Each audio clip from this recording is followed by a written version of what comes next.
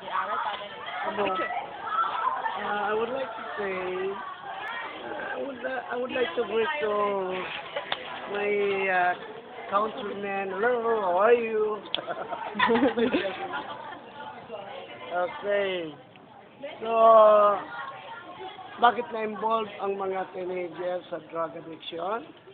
Siguro yun ay kung walang mga tinatawag na nagtutulak, walang mabibiktima ng mga teenager na siya ngayon ang tinatawag na user. So, doon sa mga nabibiktima naman because they are easily